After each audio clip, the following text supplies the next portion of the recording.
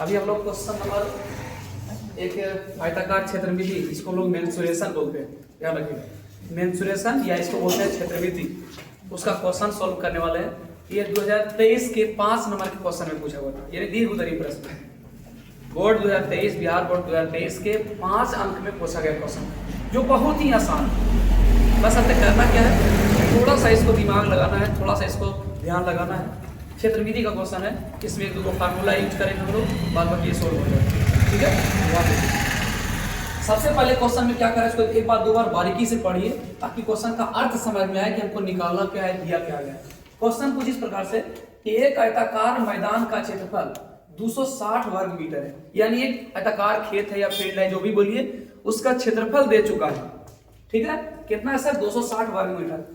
उसकी लंबाई 5 मीटर कम और चौड़ाई 2 मीटर अधिक होने पर, यानी उसकी लंबाई को हम 5 मीटर कम कर दे और चौड़ाई को कितना कर दे सर? 2 मीटर अधिक कर दे। अधिक होने पर वह वर्ग हो जाता है। उसकी लंबाई को कमा दे, चौड़ाई को बढ़ा दे, तो ये कैसा बन जाता है? वर्गाकार बन जाता है। तो क्वेश्चन कर रहा है तो आयताकार की लंबाई और चौड़ाई निकाले। बहुत ही आसान क्वेश्चन। ऐसे क्वेश्चन में सबसे पहले करना क्या है, लिखेंगे क्योंकि माना कि लंबाई बराबर, यानी ऐसे लिख सकते क्योंकि माना कि आयत की लंबाई बराबर, आयत की लंबाई बराबर x। ऐसा आपको पता है, लंबाई को हम लोग l से सूचित करते हैं, लेकिन यहां पर हम लिख देते हैं अभी शॉर्ट में शॉर्ट l, और इसको हम लोग माने x मीटर, ठीक है। इधर आ जाओ चौड़ाई पर, इसलिए चौड़ाई बराबर कितना मान लेते सर? y, यानी इसमें भी होगा यही, इसलिए y अति आयताकार की चौड़ाई बराबर क्या हो जाएगा? चौड़ाई को हम लोग b बोलते हैं शॉर्ट में, है ना। इसको हम लोग मान लिए y। अब थोड़ा सा गौर से दिमाग लगाओ। हम आपको कई बार बताए हैं कि कभी भी क्वेश्चन मेंसुरेशन का क्वेश्चन बनाते समय ध्यान रखिएगा कि मान जो दिया हुआ है, यानी कुछ भी निकाल करके वो दिया क्या गया है। इस क्वेश्चन में कह रहा है कि इसका क्षेत्रफल दे चुका है कितना? 260 वर्ग मीटर। हम सवाल ये पूछते हैं कि आखिर क्षेत्रफल 260 मीटर है, इसको पता है, यानी पहले क्षेत्रफल दे चुका है, तो क्षेत्रफल का फॉर्मूला लगाओ। जो जिसका मान दिया गया रहे क्वेश्चन में, हमेशा उसी का फॉर्मूला यूज कीजिए, तो क्वेश्चन आपको आसानी से बनने में सहयोग होगा। थोड़ा सा गौर करेंगे। ऐसे हम लिखते हैं आयत के क्षेत्रफल बराबर बोल सकते हैं एरिया ऑफ रेक्टेंगल। कितना होता है सर? l गुने b, यानी लंबाई गुने चौड़ाई, अच्छा बताओ, इसका क्षेत्रफल l गुने b है। क्या l गुने b बराबर हम लोग ऐसे भी तो माने हैं, l का मान x माने, b का मान y माने हैं, तो हम इसको ऐसे भी कर सकते हैं, x y गुना करेंगे तो कर सकते हैं। लेकिन आप गौर करना है यहाँ पर, x y का जो मान दिया गया है वो कितना दिया गया है सर? x y का मान दिया गया है 260। कुछ समझ में आया? 260 क्या दिया हुआ है? वर्ग मीटर इन मीटर स्क्वायर, यानी l y जो है, या हम लोग l को माने x और y को माने b को माने y, तो इसका क्षेत्रफल बराबर जो है x y, इसका मान दिया गया 260, यानी आयत का क्षेत्रफल बराबर 260 मीटर स्क्वायर, वर्ग मीटर हो गया। इसको मान लीजिए समीकरण फर्स्ट, बनाने में आसानी होगा।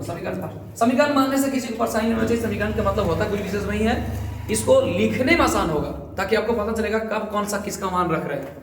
समीकरण लिखिए, समीकरण फर्स्ट इसको। अब आगे चलते हैं। यहाँ बोला क्या दूसरा स्टेप में लंबाई को 5 मीटर कम कर दिया गया, लिखेंगे इसलिए आयत की लंबाई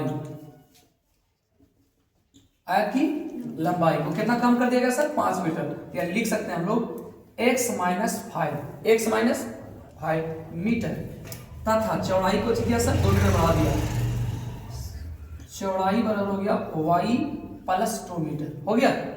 अब बताइए, जब इसको कम किया, इसको बढ़ाया, तो दोनों हो गया कोची? वर्ग हो गया। आपको यहाँ पर क्वेश्चन का कॉन्सेप्ट यही छिपा हुआ है। कहा कि जब जैसी हम लंबाई को 5 मीटर कम किए, चौड़ाई को 2 मीटर बढ़ा दिए, तो हो गया वर्ग। आपको ये पता है कि वर्ग में क्या होता है?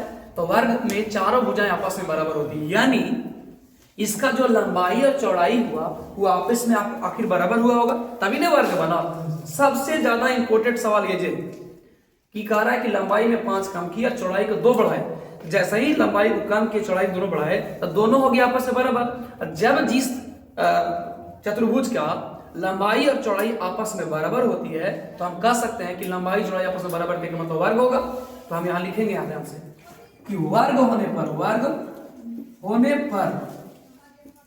क्या होगा? l equal to b। वर्ग होने पर क्या हो जाएगा सर? l इक्वल टू ध्यान रखना सभी को, जब कह रहे बराबर हो गए तो जब बराबर होगा तो एल इंटू बी होगा, sorry L equal to B होगा, यानी लंबाई और चौड़ाई आपस में क्या होगा, बराबर होगा।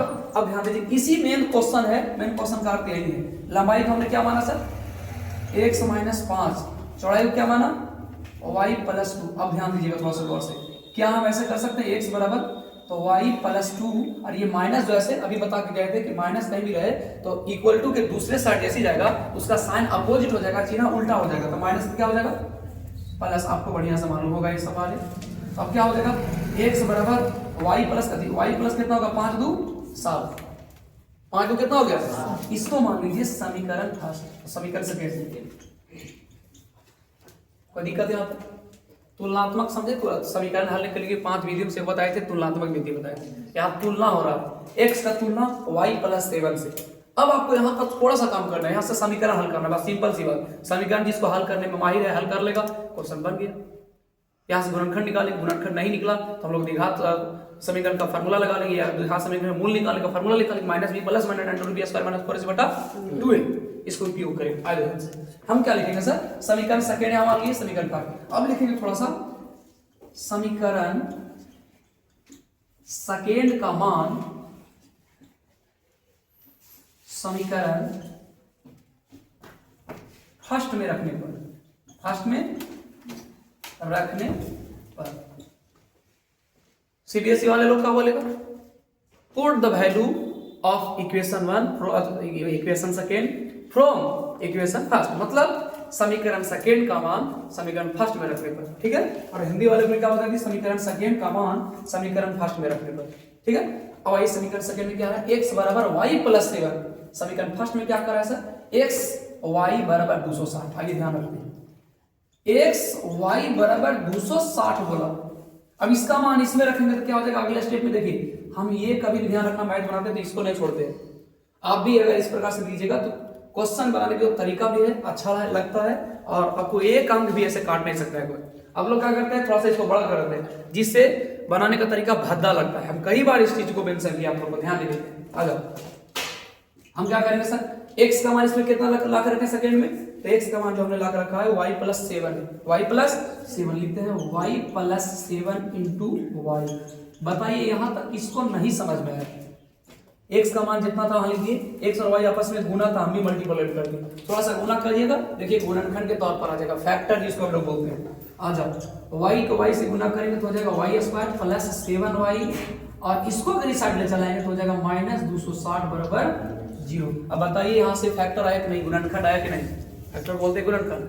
अब इस गुणनखंड को बनाने का तरीका आपके पास, देखिए अगर टूटता है तो तोड़ दीजिए, नहीं टूटता है तो हमको तुरंत लगा देना दिमाग, कौन सा फार्मूला, मूल निकालने का फार्मूला लिखा दे द्विघात समीकरण में, तो उसी से बनाएंगे तो जल्दी और आसानी से बनेगा। अगर आपको लगता है इसको बनाए गुणनखंड, तोड़िए, गुणनखंड टूट जाता तो ठीक है, नहीं टूटता, देखो दिमाग लगा टूटता है, हम लोग लगाते हैं तुरंत मूल से, ध्यान रखना। यहां लिखते हैं एक बार फिर से, y प्लस 7y माइनस 260 बराबर 0 लगाओ, द्विघात समीकरण का फार्मूला। द्विघात का फार्मूला क्या होता है सर, मूल बराबर निकाल देते हैं, minus B plus minus under root B square minus 4ac बटा 2, ऐसे ही फार्मूला होता है, ध्यान रखिएगा। यहाँ बताओ तो इसमें इतना तो नहीं बताना पड़ेगा सर कि a का मान इसमें ये है, b का मान इसमें है, c का मान ये है। अगर नहीं समझ में आता है तो आप यहाँ लिख भी सकते हैं, a बराबर 1, b बराबर कितना दिया हुआ है सर, यहाँ कुछ नहीं जहां पर रहे तो वहां 1 जरूर होगा, b के पास प्लस में 7 जरूर दिया गया, c का मान आपको सामने है माइनस 200, इसको लिख दीजिएगा ऐसे, आपको इतना तो जरूर याद होता होगा क्योंकि अभी एग्जाम देने वाले आप लोग स्टूडेंट हैं। माइनस बी इधर से नहीं था सर, इस माइनस बी का मान 7 हो जाएगा क्योंकि इधर प्लस में था, इधर माइनस हो गया, plus minus under root B square का मान कितना आएगा सर, तो माइनस 7 के स्क्वायर कर दीजिए, सॉरी प्लस 7 का माइनस 4 गुने a का मान कुछ नहीं तो 1, c का मान आ गया 260 माइनस 200, इसको इसी को करना है गुना, बटा हो जाएगा 2a, 2a का मान कितना सर, a का मान यहाँ हो गया 1, गुना करो फटाक से इसको, minus 7 plus minus under root 49 minus minus minus कितना हो जाएगा, प्लस कितना हो गया 260 में 4 से गुना करो, 0 6 चौको 24 के 4 हाथ में 2 और 4 दूनी 8, 8 2 1040 बटा कितना हो गया 2। इसको तोड़िए, तोड़िए तो कितना होगा 7 प्लस माइनस अंडर रूट, कितना हो जाएगा जोड़ेंगे तो सर 9 4 4 8, 289 ने बटा कितना हो जाएगा 2। अब देखो ये टूटता है, 289 तोड़िए थोड़ा सा, 289 तोड़ के देखिए टूटता है कि नहीं टूटता है।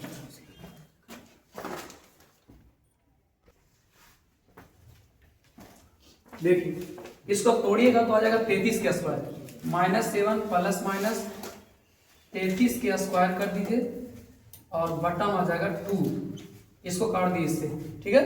यानी बचा -7 प्लस माइनस 33 बटा 2। अब इसको दो बार लिख दीजिए, एक बार माइनस में एक बार प्लस में। हम पहले चलते हैं प्लस में सर 33 बटा 2 और एक बार चलते हैं -7 माइनस 33 बटा 2, ठीक है। अब देखिए इसको निकालिए कितना होता है जोड़ कर रखिए, 33 में से 7 गया कितना बचा 26, चलिए सर 26 बटा 2 यानी आ जाएगा 13। इसको काटेंगे कितना हो जाएगा 40 में 40 बटा 2 वो भी माइनस में तो आ जाएगा -20, यानी ये वो मान आया सर 13 और एक मान आया -20। आपको बढ़िया से मालूम है कि कभी भी मूल हल करते हैं और जब क्षेत्रविधि में यूज करते हैं तो माइनस दूरी डिस्टेंस कभी माइनस में होता है। अब लंबाई चौड़ाई तो कुछ न कुछ उसका दूरी है, तो दूरी कभी माइनस में होता है, इसलिए हम ये 20 को हम यहाँ नहीं रखेंगे, ठीक है। यानी इसका मान नहीं यूज कर करके हम किसका मान यूज करेंगे सर 20। तो हो जाएगा क्या सर x का जो मान आ गया कि पहले आया था 2 गो मान, x का मान आया था कितना 2 गो, एक 13 एक 20। हम माइनस को इसलिए लिए क्योंकि डिस्टेंस कभी भी माइनस में नहीं होता है, दूरी कभी भी माइनस में होता नहीं, इस चीज को याद रखिएगा। तो हम लिख लिए सर x बराबर 13।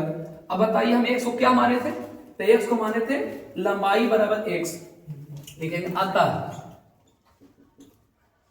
लंबाई बराबर कितना हो जाएगा 13 मीटर, चौड़ाई कितना हो जाएगा सर, चौड़ाई निकालिएगा, चौड़ाई हमने क्या माना था, तो चौड़ाई को माना था सर y, चौड़ाई क्या माना था। अब y निकालने के लिए क्या करना पड़ेगा, यहां लिखेगा समीकरण सेकंड में रख दिए, इसका मान लिखेंगे समीकरण सेकंड में x का मान रखने पर समीकरण सेकंड क्या था, y बराबर क्या हो गया x बराबर x बराबर y प्लस 7, x का मान 13 बराबर y प्लस 7। अगर हम करेंगे y बराबर तो 7 प्लस उठाकर माइनस कितना हो जाएगा 13 हो जाएगा, घटाओ कितना देगा y का मान -6, कुछ नहीं आ रहा था, यहां से आगे कितना -6, जो कि माइनस में नहीं आना चाहिए था ना। x का मान 13 ले चला है लंबाई। अच्छा एक और भी दिए, थोड़ा एक सेकंड थोड़ा सा लंबाई कितना आ गया 13। हम ऐसा करते हैं, यहाँ पर बनाते हैं, थोड़ा सा इधर दिखाई भी दे रहा था। क्षेत्रफल हमको इतना निकाल के रखे थे, क्षेत्रफल 260 लिखेंगे। आयत का क्षेत्रफल क्या है, क्षेत्रफल x गुने y, x y बराबर था 260। समीकरण फर्स्ट में रख रहे हैं, समीकरण फर्स्ट में x का मान रखने पर अगर हम ऐसा ही करते हैं, x का मान कितना आ गया 13 y बराबर आ गया 260। हम केवल y बराबर करते हैं तो 260 बटा 13 दूनी 26 यानी 20, y का मान कितना आ गया सर 20 आ गया, 20 मीटर। इससे भी आपका सेकंड से भी थोड़ा सा कहीं गड़बड़ हो गया होगा, हमको जोड़ना चाहिए था, हमने घटा दिया। इधर जोड़ना चाहिए था 13 और 7, तो 13 7 20 आता, लेकिन हमने घटा दिया, इसलिए गलत हो गया। y का मान नहीं लिखेंगे, चौड़ा लंबाई लिखेंगे, लंबाई कितना आ गया था सर, तो लंबाई आया 13 और चौड़ाई कितना आया, तो चौड़ाई आ गया सर 20 मीटर। हम आपको धीरे धीरे बताने का काम किया, इसलिए इतना लॉन्ग टाइम लगा, लेकिन ऐसे शॉर्ट मानता। अच्छा इस चीज को हम लोग यहाँ जो द्विघात का मूल द्विघात समीकरण मूल बराबर जो डायरेक्ट फार्मूला किए, आप गुणनखंड से ही बना सकते हैं। गुणनखंड से भी टूट सकता था, यहाँ पर नहीं टूटता। अगर हम y स्क्वायर बराबर करते सर तो 13 से प्लस 13y -20 प्लस 20y और -13y, इससे भी तोड़ सकते थे। इससे भी आपको आंसर डायरेक्ट आता, लेकिन हम लोगों ने डायरेक्ट ध्यान रखकर इस पर लगा दिया। तो कोई भी विधि से यूज करें, क्वेश्चन आपका आंसर सेम आने वाला है। इसी प्रकार से आप बनाइए, और ये क्वेश्चन नंबर 5 क्वेश्चन जो है 5 अंकों का है ना, इसको ध्यान रूप से बनाइएगा तो आपको 5 अंक प्राप्त हो सकता है। ठीक है, धन्यवाद।